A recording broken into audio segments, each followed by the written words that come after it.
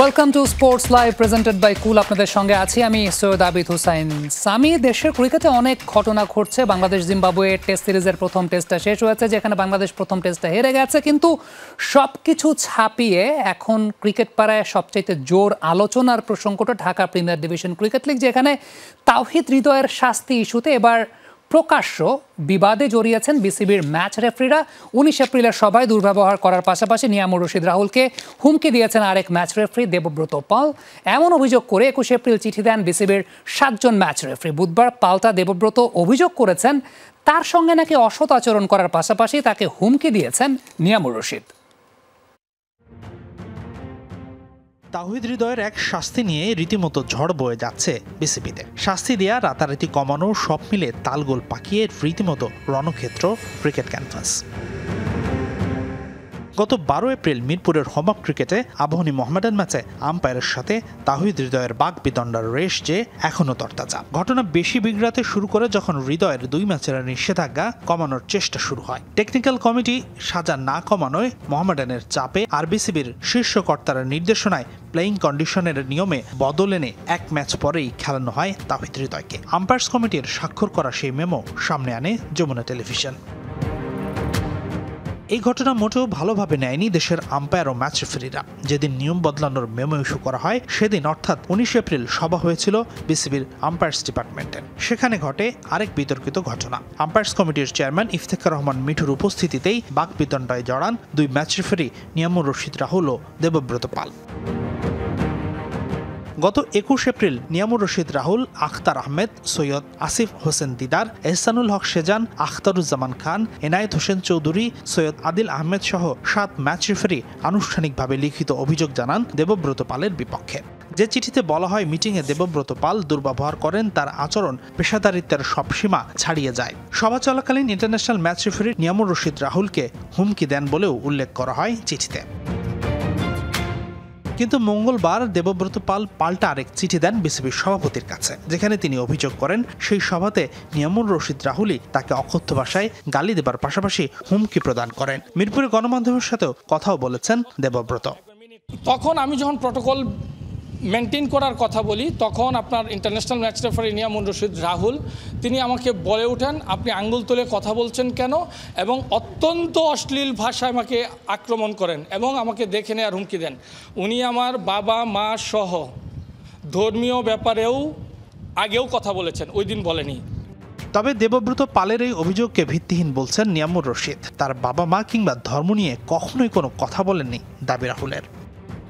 এখানে উপস্থিত যত ম্যাচ রেফারি এবং স্বয়ং আমাদের আম্পায়ার চেয়ারম্যান খুবই অবাক এবং খুবই আশ্চর্য হয়েছে। সে 2-3টা চেয়ার এবং অতিক্রম করে আমাকে মারার জন্য উদ্গ্রীব হয়ে থাকেন। সে আমার ব্যাপারে এইভাবে মিথ্যা বানোয়াট এবং কথাগুলি বলতে কিভাবে পারলো, এবং সে ধর্মের কথা বলেছে যে তার ধর্ম নিয়ে আমি কথা বলেছি, তার মা বাবাকে নিয়ে কথা বলেছি। আমি খুবই আশ্চর্য হয়েছি।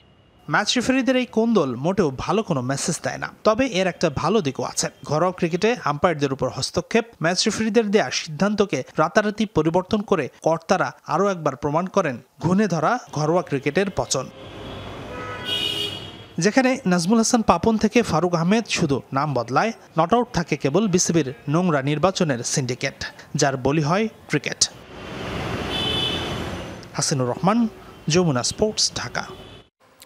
দর্শক, গেল 1 সপ্তাহ আগে যমুনা টেলিভিশনের এই স্টুডিওতে স্যাটারডে নাইট স্পোর্টসে দেবব্রত পাল তিনি এসেছিলেন এবং তিনি এই ব্যাপারেও মন্তব্যটা করেছিলেন যে মূলত আসলে আইসিসির প্রোটোকল অনুযায়ী প্লেয়ারদের শাস্তি দেওয়ার বিষয়টা নিয়ে তিনি কথা বলেছিলেন। কিন্তু তার পরবর্তীতে আমাদের সহকর্মী হাসিনুর রহমান আম্পায়ার্স কমিটির চেয়ারম্যানের সঙ্গে কথা বলেছিলেন এবং কোন কোন কারণে তাওহিদ হৃদয়কে সাসপেনশন দেওয়া হয়েছে আম্পায়ার্স কমিটির চেয়ারম্যান কিন্তু সেই বিষয়টা ক্ল্যারিফাই করেছিলেন, যেটা দর্শকরা হয়তোবা যারা দেখেছেন স্যাটারডে নাইট স্পোর্টসের সেই পর্বটা এবং তার পরবর্তীতে আম্পায়ার্স কমিটির চেয়ারম্যানের বক্তব্যটা তারা হয়তোবা বিষয়টাকে মিলিয়ে নিতে পারেন। এদিকে দিন 2 আগেই পদত্যাগ করেছেন সিসিডিএমের টেকনিক্যাল কমিটির কনভেনর এনামুল হক মনি। বুধবার সকালে খবর বেরিয়েছে পদত্যাগ করতে যাচ্ছেন আইসিসির এলিট প্যানেলের আম্পায়ার শরফুদ্দুল ইবনে শহীদ সৈকত। এই 2 বিষয় নিয়েই বিসিবিতে বুধবার মিটিং ডেকেছিল আম্পায়ার্স কমিটি। মিটিং শেষে জানা গেছে টেকনিক্যাল কমিটির নতুন কনভেনর নাজমুল আবেদিন ফাহিম সৈকতের ব্যাপারেও এসেছে ইতিবাচক সিদ্ধান্ত।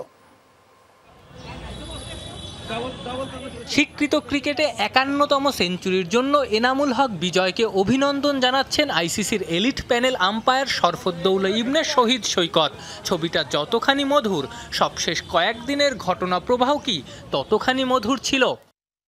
দিন দুয়েক আগেই পদত্যাগ করেন সিসিডিএমের টেকনিক্যাল কমিটির হেড এনামুল হক মনি। বুধবার সকালে খবর বেরোয় পদত্যাগ করতে যাচ্ছেন সৈকত।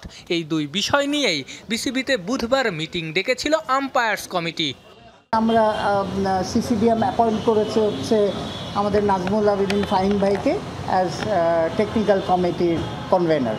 সে রিজাইন, প্রথম কথা তো রিজাইন তো দেয়নি, কিন্তু আমি যেটা বলছিলাম সে অসন্তুষ্ট হয়েছিল, গোয়িং ফরওয়ার্ড হয়তো কাজ করতে অনীহা ছিল, এরকম সিচুয়েশনে ছিল। এখন জিনিসটা হচ্ছে যে এইখানে গত কয়েকদিনে অনেক কিছু তো হয়েছে, ধরেন ম্যাচ ব্যান হয়েছে, আবার ঘটনা হয়েছে যে খেলেছে। সো তখন এটা হয়েছে কি, যেটাতে ক্রিয়েট হয়েছে বিকজ অফ হঠাৎ করে আমাদের কনভেনার এনামুল হক মনি রিজাইন করা। ঘটনা প্রবাহের শুরু আবাহনী মোহামেডান ম্যাচে তাওহিদ হৃদয়ের আম্পায়ার সৈকতের ওপর ক্ষোভ ঝাড়াকে কেন্দ্র করে। শুরুতে 2 ম্যাচের নিষেধাজ্ঞার কথা বলা হলেও 1 ম্যাচ পরই মাঠে নামেন হৃদয়। সেই শাস্তি এখনও চলমান, 2-1 দিনের মধ্যেই আসবে সিদ্ধান্ত। না, সে তো দোষ স্বীকার করে নিয়েছে যে এটা। আপনারা যদি ওই ভিডিওটাও দেখেন, আপনারাও বলবেন যদি out of the ball was out of the off stump, মানে এটা লেম্যানও বলবে যে এটা হয়তো মাঠের মধ্যে সে বলেছে, কিন্তু এই ব্যাপারে তারা কিছু বলেনি। রাইট প্রসিডিওর ফলো করা হয়নি, এটা করার কথা কিন্তু আপনার টেকনিক্যাল কমিটি। আমি একদম ক্লিয়ারলি বলেছি যে এটা অ্যাকচুয়ালি যদি বলেন মিস্টেক, ইটস আ মিস্টেক। মোহামেডানের চাপে সিসিডিএমের বাইলজে পরিবর্তন, হৃদয়কে ম্যাচ খেলতে দেয়া, এই ব্যাপারে মন্তব্য করতে চান না Iftekhar Ahmed Mithu. Afnan Piyal, Jamuna sports, Dhaka. Zimbabwe Bangladesh test সিরিজের প্রসঙ্গ। টেস্টে 4 আর বাংলাদেশের বিপক্ষে 7 বছর পর জয় তুলে নিয়েছে জিম্বাবুয়ে। সিলেটে স্বাগতিকদের 3 উইকেটে হারের লজ্জায় ডুবে দারুণ এক জয় পায় জিম্বাবুয়ে। চতুর্থ দিনে বাংলাদেশের 174 রানের লক্ষ্যমাত্রা, 7 উইকেট হারিয়ে লক্ষ্যে পৌঁছে যায় সফরকারীরা। মিরাজ ব্যাক টু ব্যাক 5-এর রোমাঞ্চ তৈরি করলেও এড়াতে পারেননি দলের হার। ম্যাচ ছেড়ে হয়েছেন মুজারাবানি। সকালের বৃষ্টিতে মাঠ ভেজা থাকায় চতুর্থ দিনের খেলা শুরু হয় 1.25 ঘন্টা দেরিতে। এই বৃষ্টি অবশ্য সিলেট টেস্টে জিম্বাবুয়ের বিপক্ষে বাঁচাতে পারেনি বাংলাদেশকে। দিনের দ্বিতীয় ডেলিভারিতেই মুজারাবানির শর্ট বলে কাটা পড়েন নাজমুল শান্ত। অধিনায়কের এমন কাণ্ডজ্ঞানহীন শট যেন লাল বলে বাংলাদেশ ক্রিকেটেরই প্রতিচ্ছবি। শান্তর শাটের পর মুজারাবানির আরেক শিকার মেহেদি মিরাজ।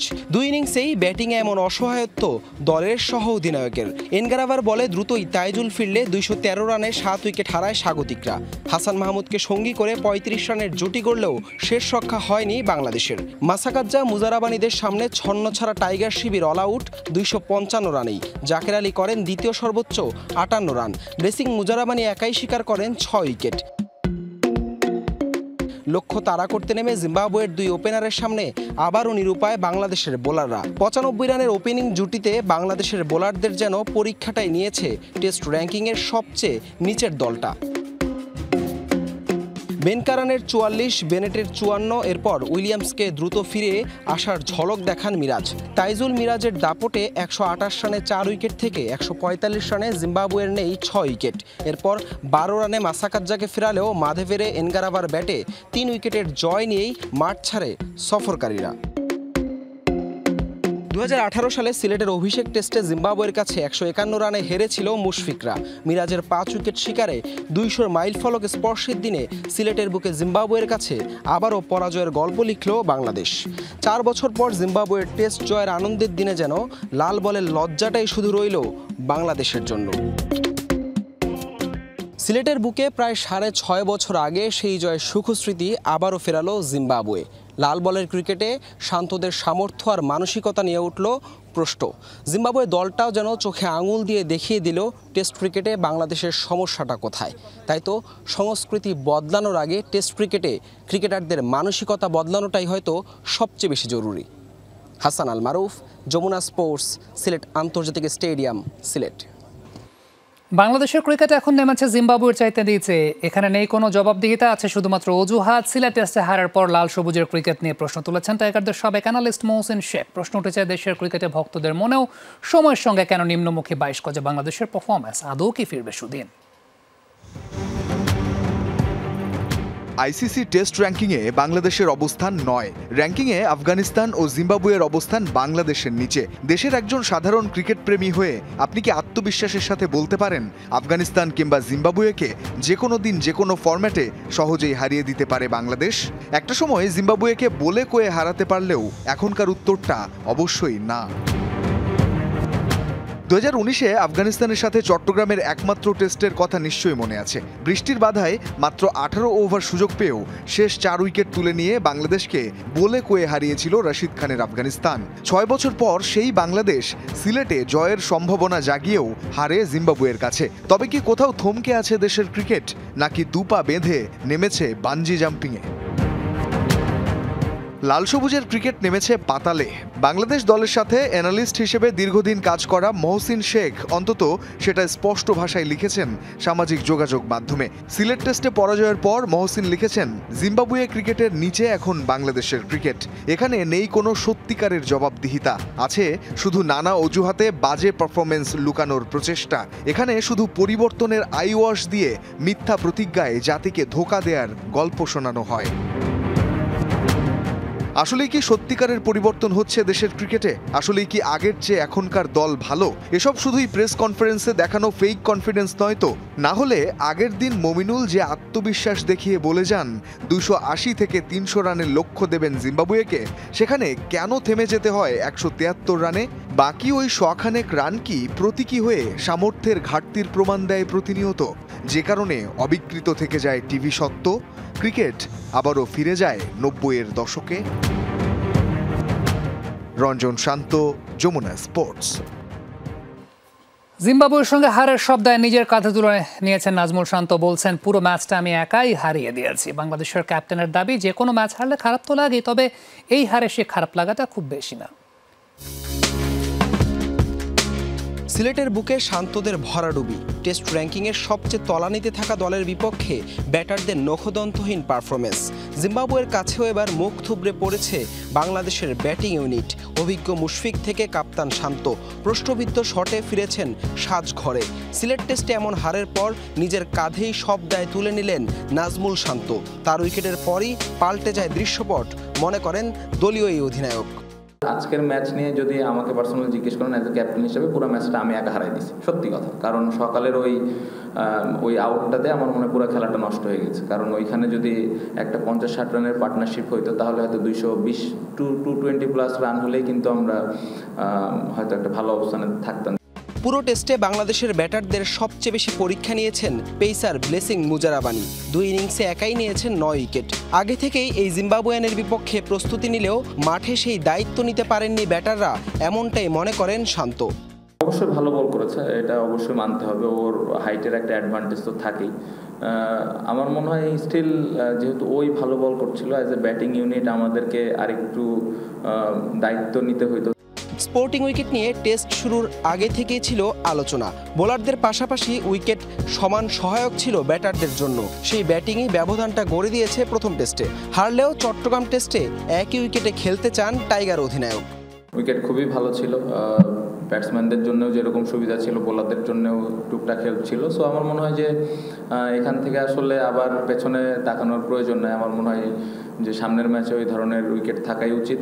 এই হারের পরে মন খারাপ হলেও খুব বেশি হতাশ নন, সেই বার্তাও দিয়ে গেলেন নাজমুল শান্ত।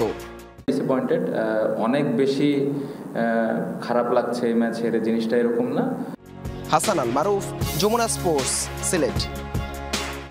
বোস্টন ম্যারাথনে সফল হয়েছেন বাংলাদেশের আয়রনম্যান মোহাম্মদ শামসুজ্জামান আরাফাত। 42.2 কিলোমিটার পথ 3 ঘন্টা 15 মিনিট 44 সেকেন্ডে পাড়ি দিয়েছেন তিনি। বিশ্বের প্রাচীনতম ম্যারাথনের একটি বোস্টন ম্যারাথন সোমবার যুক্তরাষ্ট্রের স্থানীয় সময় সকালে 129তম বোস্টন ম্যারাথনে অংশ নেন মোহাম্মদ শামসুজ্জামান আরাফাত।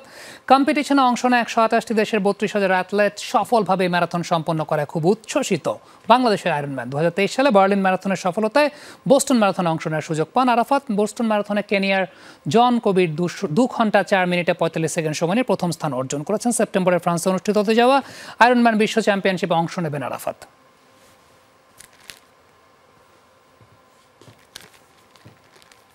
হাজার মানুষ চিয়ার করেছে পুরো রাস্তা, 42 কিলোমিটার রাস্তার দুই পাশ ধরেই।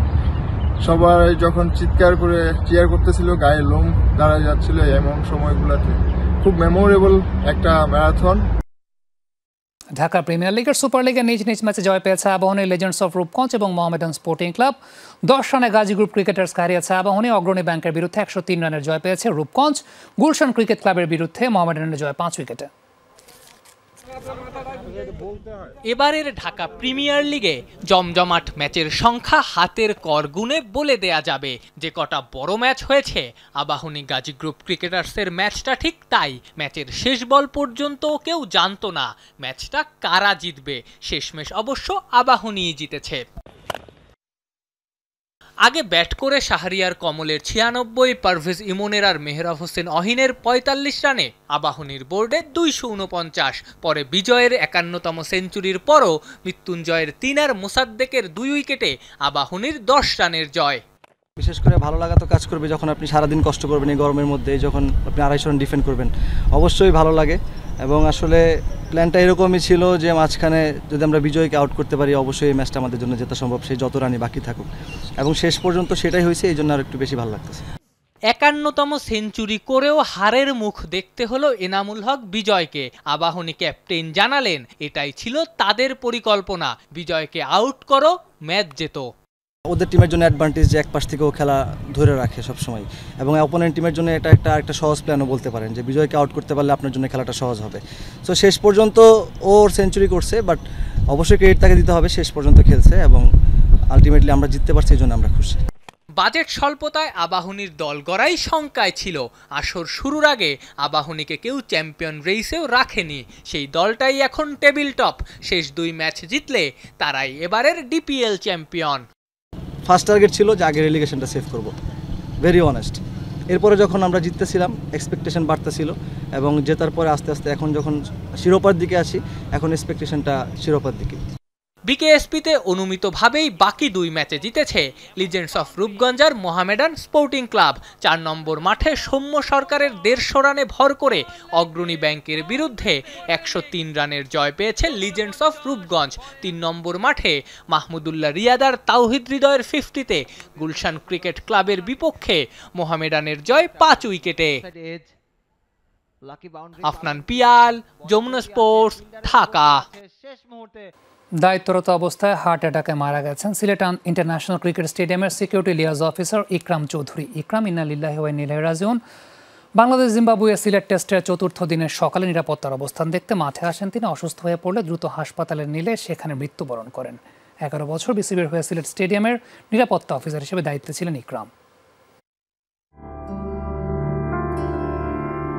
বৃষ্টি বাধা শেষে বুধবার সকালে সিলেট আন্তর্জাতিক স্টেডিয়ামে প্রস্তুতি চলছে খেলা মাঠে গড়ানোর। তখন গুরুতর অসুস্থ হয়ে হাসপাতালে ভর্তি করানো হয় ভেন্যুর সিকিউরিটি লিয়াজ অফিসার ইকরাম চৌধুরীকে। ঘণ্টা কয়েক পরেই খবর আসে হৃদরোগে আক্রান্ত হয়ে মারা গেছেন 50 বছর বয়সী বিসিবির এই কর্মকর্তা। সকাল 8:30টার দিকে মাঠ পর্যবেক্ষণ করতে এসে অসুস্থ হয়ে পড়েন তিনি। এরপরেই তাকে হাসপাতালে নেওয়ার পরামর্শ দেন বিসিবির চিকিৎসকরা। 11 বছর ধরে বিসিবির সিকিউরিটি কমিটির সঙ্গে কাজ করেছেন ইকরাম। সিলেট আন্তর্জাতিক স্টেডিয়ামে ম্যাচ হলেই নিরাপত্তার দায়িত্বে থাকতেন তিনি। তার মৃত্যুতে ম্যাচের মাঝেই জায়ান্ট স্ক্রিনেও বিসিবির পক্ষ থেকে প্রদর্শন হয় শোকবার্তা।